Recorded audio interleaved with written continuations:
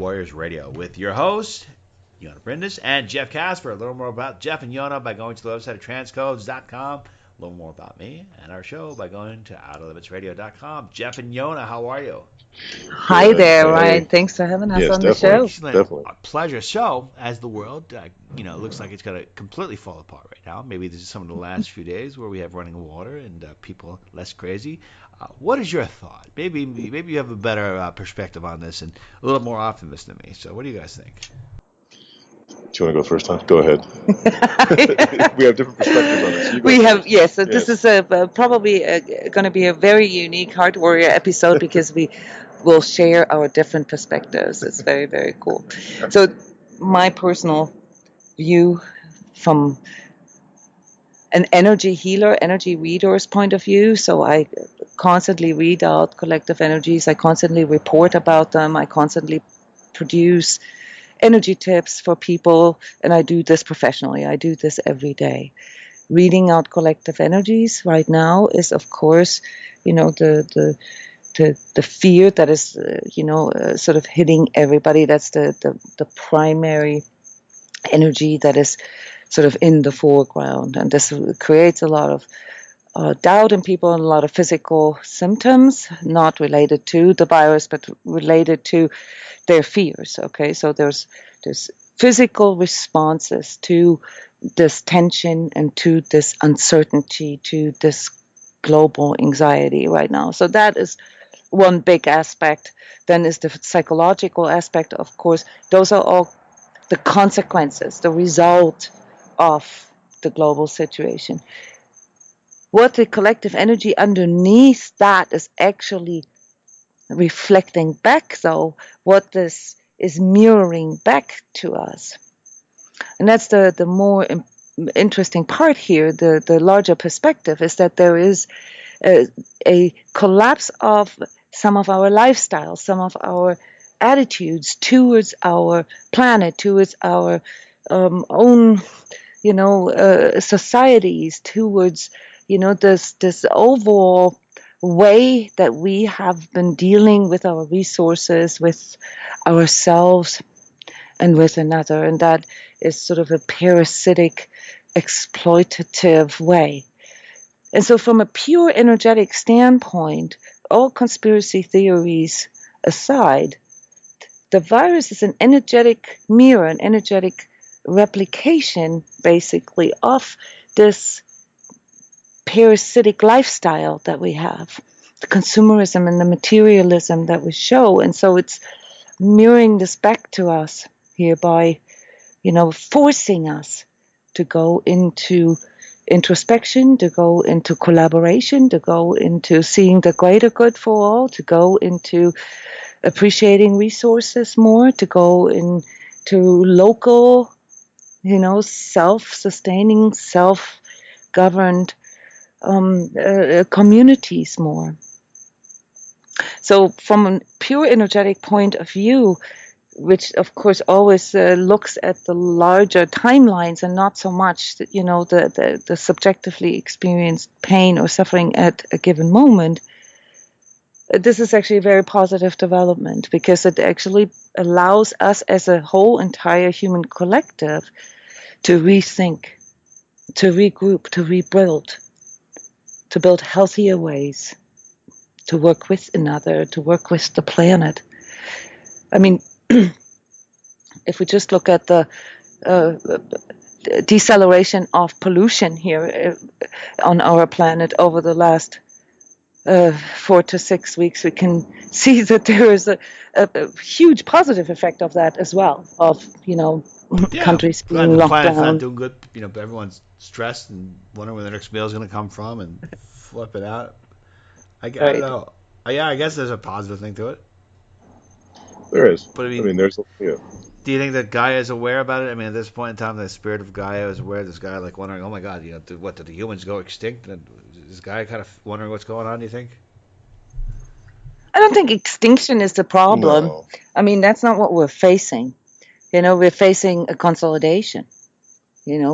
we're not facing the total annihilation of humanity. We're facing, things such as, okay, maybe we have to work a little more conscientious with resources. Maybe we have to collaborate more between nations. Maybe we should start seeing us, more as a whole entire collective rather than nations or tribes or races.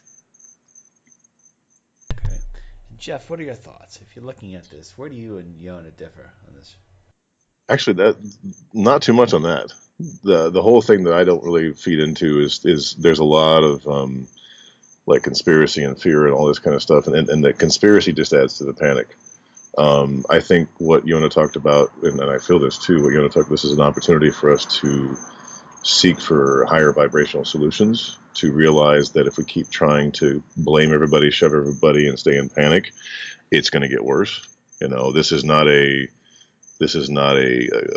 planet killer. This is, I think, it's just a really bad virus. We face worse viruses than this one. And it's just, unless it would change and get worse or something. But right now it is not going to do a major stop on, fire or water or power or anything like that. It may create some issues with food for a bit and all that kind of stuff. But as long as people keep their heads and pay attention, they could, like Jona mentioned, they could really learn a lot from this. Like a lot of the people right now that I talk to that deal with anxiety on a daily basis, it's an opportunity for them, one, to, keep using the skills they already know of how to stay inside, but also learn what's important. So there is a beauty in this. What we're seeing, like with our own clients and with even things around here locally, people are paying attention more to each other now. Some of it are doing out of panic and trying to stay away from social distancing, but also some people are really reaching out to the loved ones that they have. And it's an opportunity to really reevaluate what's important. See, when the potential of this life ending, which is a higher potential right now by a little bit than it usually is, we have a tendency to pay more attention, which is the beauty of what those things do. Now, of course, it's also scary, and it can create lots of panic and fear, and can create loss and grief and all that kind of stuff. But it's not to the point where our way of life is done. But I think it's an opportunity to grow. So a lot of what Jona said, I totally agree with. I just don't feed into it's the end. It's the end when it's supposed to be. I don't know if it's the end. I just think that it's a golden opportunity for the sociopaths that control everything to seize more power, and they're doing it. And people are just kind of sitting there, letting it happen, because I don't know what it is. Maybe on an energetic level, they're cowards. Maybe if you look at the collective group of people, maybe in the U.S., I don't know if you see a lot of yellow in there, because I feel a lot of yellow coming off the public, and you're probably wondering, why are you going in this direction? Well, I don't know. I feel that there needs to be people that need to be vigilant and be more mentally stronger, because I don't know what the world was like when the Spanish flu came. Maybe people were stronger, they were tougher, there was more grit, but as of right now, I don't think that people can psychologically handle the power going off for an hour or the cable going out for 15 minutes, let alone this thing. That's why when that fear hits, I just think that they're going nuts. They're going crazy. And I can tell, I'm kind of part of it, because I'm the media, and it's getting to me too. And I want to be prepared too. But I just don't see the resilience or the grit. I don't know. What do you guys think? Do you agree or disagree? Well, if you compare with the Spanish flu historically, this was in the middle of the First World War. Not the end of it. Yeah, it was towards the worst part of the First World War. It was a terrible situation. Mm-hmm. Where millions of men, like healthy men already had died, where there was already a shortage, where there was a shortage of resources and so forth. It was terrible. We forget that sometimes. Well, and there's going to be people that freak out. There's going to be people that lose it. I mean, that's just going to happen. That happens with anything. I mean, some people lose it when their toilet backs up, so there's... I do. Yeah, okay, but if that's your level of freak out, then a disease that's 100 to 200 times more potent than the average bad flu is going to freak you out. And it's an opportunity for them to have their freak out, or to hit bottom, or to go even psychotic, get help that they need, and maybe change. So again, you have to look at this as the unfolding of what occurs at any moment is based upon the overall consciousness of our collective. So our collective is at a point where, because of what we've been doing, now all this stuff's coming up to be faced. So like Jona mentioned, I like to reference it as a reflection, not necessarily complete reflection, but definitely part of it. So it's an opportunity. Like, I always look at these things as opportunities, even though sometimes it's not that fun during it. It's a little stressful. Yeah, of course it is. Yeah, because it's Yeah. unknown. So what do you guys think? I mean, if you're looking at this right now, do you think that the Americans at large have the capability of enduring this, or do you think a lot of people are going to crack up? Because it's not. BB like said something to me yesterday. I mean, I have to tell you, she said this and it made so much sense. She goes, I think what's going to happen is because I think that the coronavirus is the earthquake, and the economic collapse is the tsunami that comes that people don't Hmm. expect. I'm like, wow, that's pretty amazing. It made Hmm. total sense. Do you guys think that way at all? Do you think that there's something else? There's like another wave that's about to hit. It's going to be even worse. Well, this is the thing with sort of precognitive information, right? If you feel that something is coming, and this is what we have been talking about here within the Heart Warriors Radio for years, right? But you don't know how to contextualize it, then the information often doesn't make sense. I mean, we've been talking about the financial collapse and all these kind of things for many, many years, almost 2 decades now. And the only way we could contextualize that was with an earthquake or with a tsunami or with, like with an earth changes event that was big enough to reach that level of attention that Jeff just mentioned. All right. So when it comes to like envisioning sort of what this will do for us, we've been getting this information all along. We've been getting the information that the way our system is not sustainable, and that our financial system is a pyramid system that is not sustainable, and so forth. We've already gotten this info a long, long time ago, but we couldn't imagine how it would happen. The visuals, our worst fears were like an earthquake or a tsunami, right? And by seeing it this way, your wife has actually nailed it, because that's exactly what is the catalyst in situations like that. There is a catalyst of some sort, and it's often not what we think it is. All right, that brings something to topple over the tipping point. That produces a situation that makes sort of everything that is untrue collapse. Whether or not, and this is where the conspiracy theories come in, whether it's the good forces trying to dry out the swamp or the bad forces trying to take over the world, or whatever the theories are that are out there, China trying to take over the world, all these things are actually right now quite irrelevant, because if people get caught up in the who and the blame and the scapegoating and all that, they're missing the point. They're missing exactly that opportunity that we've been talking about, because there's a situation right now that asks us to walk up in a certain way. I don't know what can we people do at this point. Is this something that was planned for a long time? Is this situation that we world faces ourselves in, is something that was planned? Are we going to expect more bumps in the road? And what is your perspective? Is this just start of a whole change where life kind of gets really rough for a long time? We'll see. I mean, it's going to have to get a little bit worse before it gets a little bit better. I mean, that's just how this goes. The virus is not fully run its course yet. You're going to see massive jumps in cases because testing is now being done more consistently, and as that happens, the numbers are going to go up, and also likely the death rate hopefully stays low, like it has been. So it's understanding that this will create some drama, and it'll create some ripples that'll have a lasting effect, likely 6 months, a year, 2 years, 3 years, 5 years, depending upon what you're talking about. But some of those ripples will actually be very positive, like Jona mentioned with some of the lack of pollution, or the lack of creating pollution, what that can show people. It can also show people how maybe to better reconnect again. But it could also show people how to become more and more distant from one another. Get people to get more and more anxious and more separated.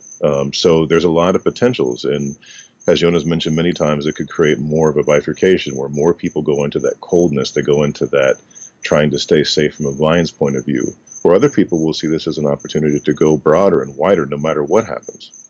Because a lot of times with anxiety and things of the panic and the phobia that are occurring right now, it's learning to maintain your energy in the moment, how that's so vital and so important. Because the majority of the time, I would say probably, I don't know, you might want to change that, hun, but probably over 95% of the time, It's not needed. All that's all in the head. It's not needed. Do you think that people freaking out is right now is something that is expected, or do you think that they're doing it because they don't have the resilience? I mean, should people be freaked out? Should they be panicking, or is this just part of the whole? Panic's a choice. Okay. Yeah.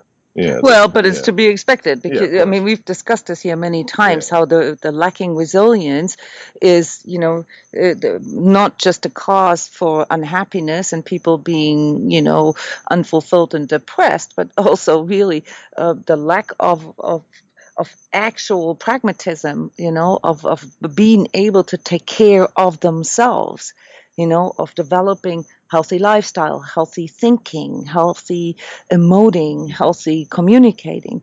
Those are all things that have been lacking here all along, where we've been moving away from healthy lifestyles all along. So people freaking out is not just to be expected, it's a given because of that insufficiency here to understand that the governments are not responsible for our lifestyles. The governments are not going to rescue us if we are sick. Do you know what I mean? It's this externalization that has led people to taking things for granted and not wanting to take full responsibility for themselves. So it's, in my view, from a metaphysical point of view, a misunderstood liberty. Okay? To think that because I have the freedom to do what I want, gives me the freedom to exploit others or a system or the planet is misunderstood. True freedom comes out of self-responsibility and understanding how it's connected, how I am connected with the greater good. Everything that I put out there, my carbon footprint and my thoughts and every message that I send out there and everything that I leave behind here, that I have as sort of energetic output here, affects others. Jeff and Jona, I appreciate it. I thought you had some really great insights, and that concludes today's edition of Heart Warriors Radio. Learn more about Jeff and Jona by going to the website at transcodes.com. Learn more about our show by going to outerlimitsradio.com. Jeff and Jona, thank you so much. Thank you. Thank you.